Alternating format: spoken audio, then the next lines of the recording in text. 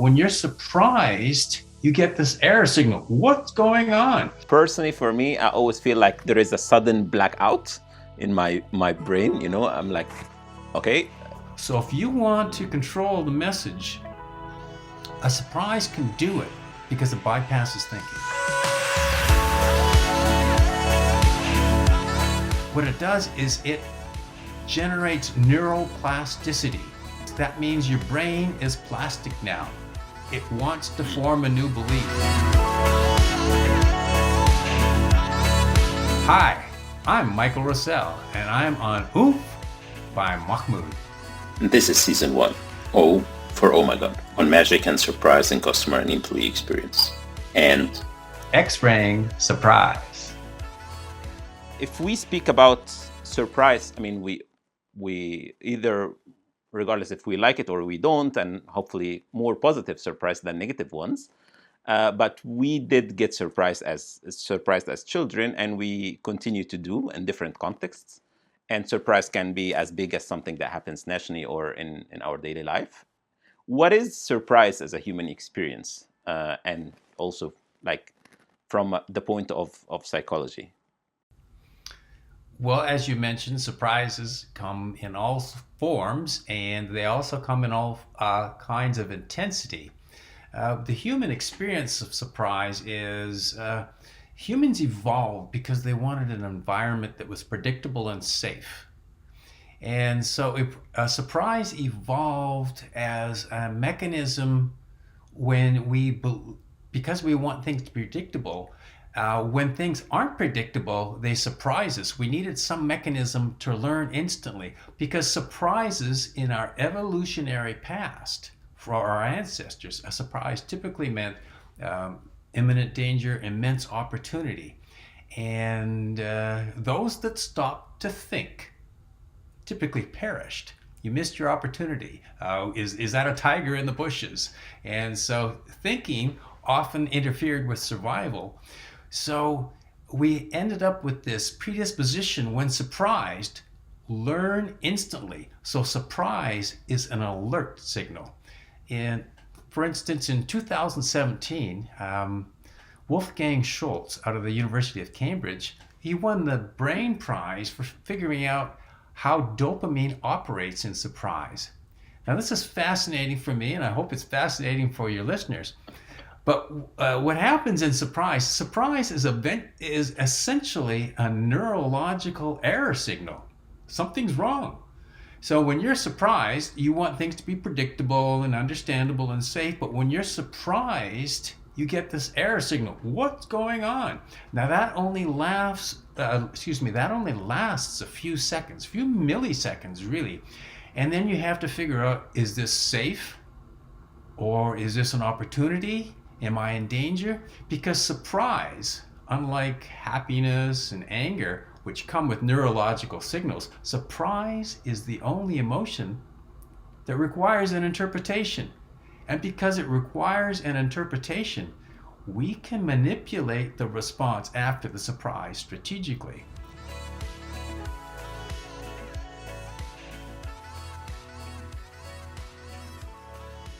Now, let me give you an example of a surprise, and then we'll just kind of show you how those elements play out. So you're stuck in traffic. You're not very happy. You're stuck in traffic somewhere, and total gridlock. You're not even moving, and you're in the middle of the city, and you look over beside you, and the car beside you suddenly lifts off the ground, hovers, zooms ahead, turns the corner, and disappears. Boom! If you're like me, or most people, you're going to be surprised. Yeah. Because you're surprised because you don't expect cars to hover. So this happens so quickly. Boom! Now your first response is, what just happened? Am I safe? Is this an opportunity? What's going on? Is this joyous? Is this fear? And then it takes off, and you look around to see, is there a motion picture set going on? What am I missing here? And you try to figure out what's going on, because in a moment, that's phasic dopamine. Phasic dopamine lasts a few milliseconds. It goes, what's just happening? It's a neurological alert sign. It's that error. Only lasts a few milliseconds. and it doesn't know if it's good or bad. Just pay attention. And then right after that, what phasic dopamine does, that first burst, that's what Wolfgang Schultz figured out. What it does is it generates neuroplasticity. And what happens is that means your brain is plastic now. It wants to form a new belief. It's trying to figure out what's going on. And when it does that, it's trying to figure out, should I approach or avoid? Is this danger or an opportunity? That's from our evolutionary past. So when you find out first, is this danger? Am I attacked? Is this fun? Is it interesting? Well, eventually you figure out, oh, that was really interesting. And you remember that event. The part you don't remember is the formation of the belief. Now you have this new belief. Cars can hover. Now you didn't will it. It happened to you. There's nothing you can do. You have a new belief. You can't fight it. You've got a new belief. That's what our human experience of surprise is like. Personally, for me, I always feel like there is a sudden blackout in my brain. You know, I'm like, okay, is this the word as I know it?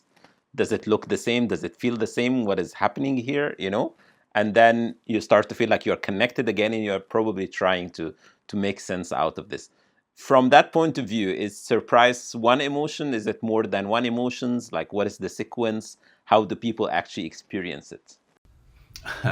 That's interesting. You're going to have to put me in the camp of, even though surprise is generally thought of as an emotion, put me in the camp of it is not an emotion. I think surprise is essentially just a neurological error signal. And what it does is, like you say, for you, it was a blackout, this moment of what? Yeah, that's what happens. But it only lasts a few milliseconds. It may seem like a long time, but it's enough for you to go, what is just happening? So there's no positive, there's no negative. The surprise is just an alert signal. Pay close attention. And then immediately after that, that's the sense making. And that happens very quickly. You try to figure out, is this an opportunity? Is this something I should, is this a surprise party? Should I be joyous? Is this a surprise, someone's running at me with a gun? I should be in danger. And so you quickly make that assessment and form a belief and a plan of action. It happens almost instantly. So the surprise alert, that's phasic dopamine. And then after that, belief formation or plan of action. And that's because the first part, that neuroplasticity, that's the part when your brain, when you said your brain goes blank, that's your brain going, figure this out. Stop whatever is going on.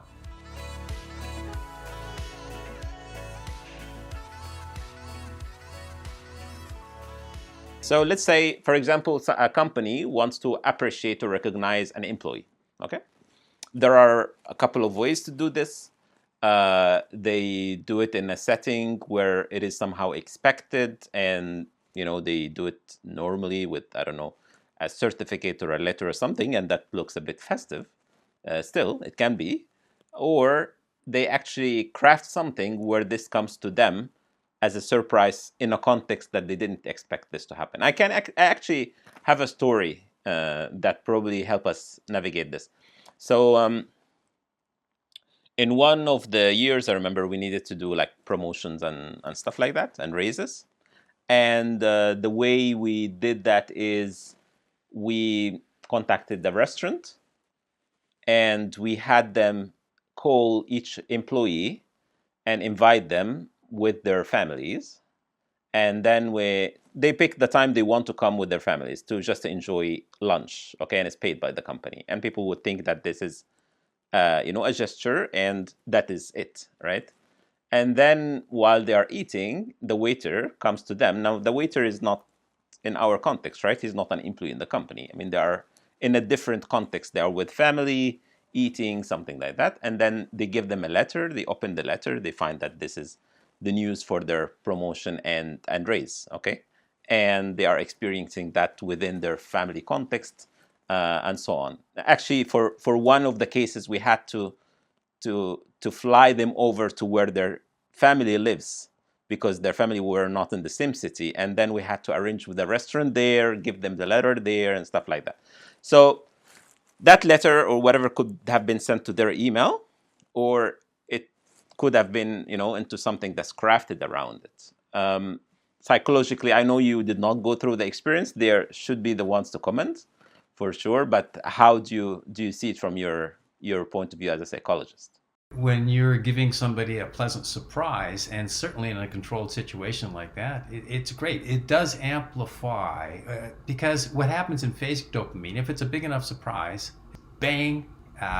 What happens with phasic dopamine, like I say, it's this total alert signal, and you've got all these neurochemicals running through your brain trying to figure out what's going on. So it's this big burst. It's like fireworks going off in your head. So what happens to all this fireworks? Well, they become the emotion that follows. So instead of being a little joyous, all these neurotransmitters are going, wow, this is great. This is fireworks. And that's typically what happens in a big surprise.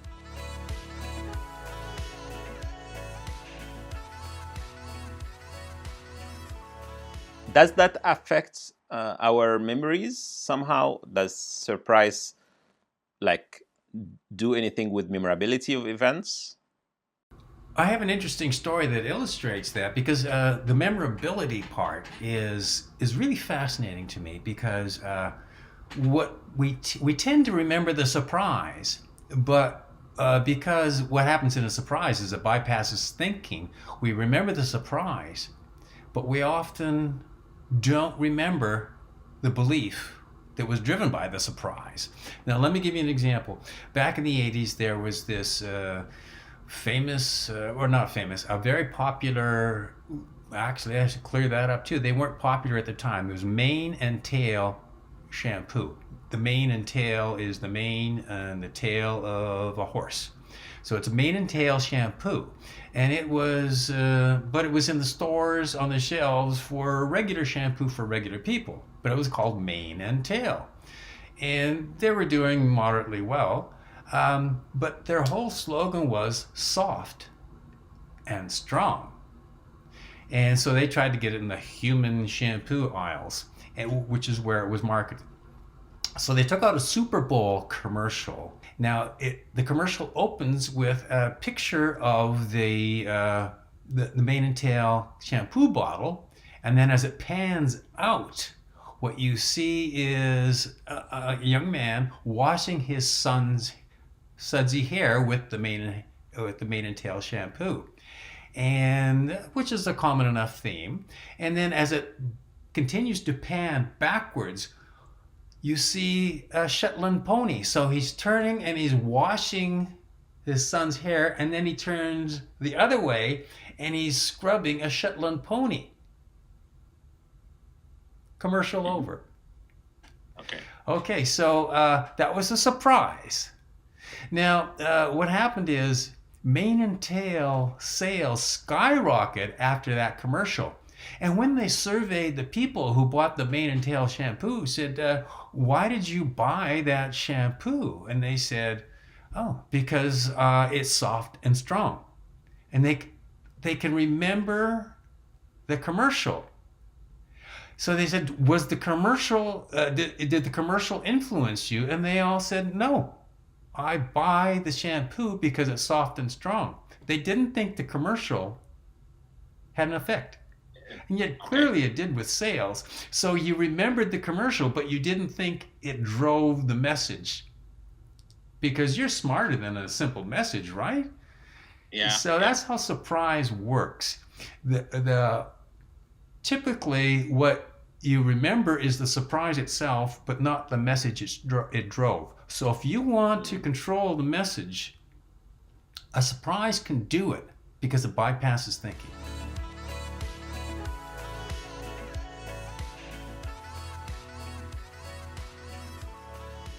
In the context of our discussion, people would want to know how they can use surprise probably in enhancing, strengthening, and making great customer experiences and relationships with their customers, and also in the context of their employees throughout the life cycle, from recruitment to onboarding, throughout the years, performance evaluation, and the day-to-day life, everyone going to their job, how they experience work, etc. Until they leave a company. From my experience, for example, in a company I worked at, because we had that element of surprise somehow embedded in the culture, it was very normal that you get to your desk in the morning and you find a message that you don't know from whom, all the time telling you positive stuff, but it's like you find, I don't know, a picture of a smiley face and says, smile, today is da da da da, something like that. Or tells you, it is, well, because their rain wasn't that often, so having rain was something to really watch and experience and enjoy. So it was like, it's raining today, go and enjoy a bit of it, and yeah, and many of these things, even sometimes on digital platforms. But it started to become something in the DNA of the culture of the company, that people put these messages, they don't necessarily tell you. We actually used anonymous chatbot that you can send a message, positive message, to people on a channel, and they don't know who it is, but it celebrates someone. So how can we strategically use surprise within these contexts? Do you have any thoughts on that, Mike? The first couple of times you may have been surprised with that positive message.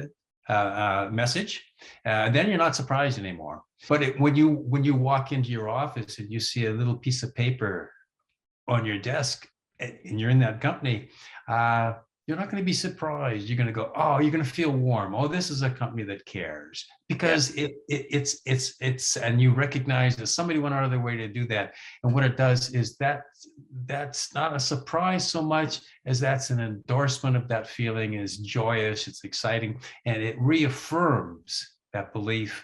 And every time we get a reaffirmation of our belief, we get a little boost of dopamine. It says, oh, isn't that nice? Oh, isn't that great? Oh, anytime we have a belief that gets affirmed, our dopamine rises a little bit.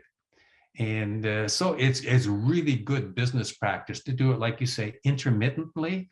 But if you start to expect it every day, there's no surprise. And then one day it's not there, you're going to be disappointed. That's the surprise. So intermittent, that's the way to go. Strategically, what you want to do is lead somebody down a path of that opposes the surprise that you want to give them, so that the surprise is a juxtaposition of what they expected. You want to drive the opposite expectation, so that the surprise is more emphatic.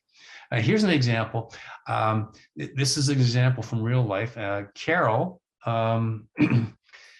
didn't think she learned, she's an employee in a business, and she didn't think she learned her protocols very quickly. And she worried that this would interfere with her ability to keep her job, maybe even, or to progress in the field, because she didn't learn her protocols quickly enough. At least that was her interpretation. So she gets called into the supervisor's office. And when she goes into the supervisor's office, her mindset is, uh-oh, I'm in trouble because I don't learn my protocols quickly. And what the supervisor said to her was, and this was strategic, the supervisor said to her, I just wanted to mention that we really like the way that you learn your protocols so thoroughly. Keep it up. You're a great leader in your field. Have a nice day. And then pick up the phone, open a file, get the hell out of my office, kind of thing, because you don't want to explain a surprise. When you explain a surprise, it's like explaining a joke. So you don't explain the surprise unless it goes badly. Then you might have to. But and so what happens now? She leaves. She's surprised. She expected to get in trouble, and instead she's praised. And so that's that phasic surprise. And then the tonic of new belief of I don't learn things slowly, I learn things thoroughly. So it's just She's learning things at the same rate, but it's just named differently, named in a positive way. Now, we do these kinds of things all the time. With our children and our loved ones, we try to reframe. And the reframe is, you're not doing things slowly. You're really being thoughtful about that. Well, that's a good thing to say, but it doesn't tend to change the mindset. My mindset is set. If you want to change a mindset or belief, surprise can do it instantly. And and you get to control the message. So there's an example of using it with your employees. Thank you very much, Mike, for being with me today. I really enjoyed it. And I'm sure there is a lot of value and content for everyone to process, to learn from, and to put into action. Thank you. Thank you very much, Mahmoud. Tanya Luna on Alive. It's the title. James Samberi, and I'm on Stunning Moments. Adam Lawrence, and this is the James Bond Experience.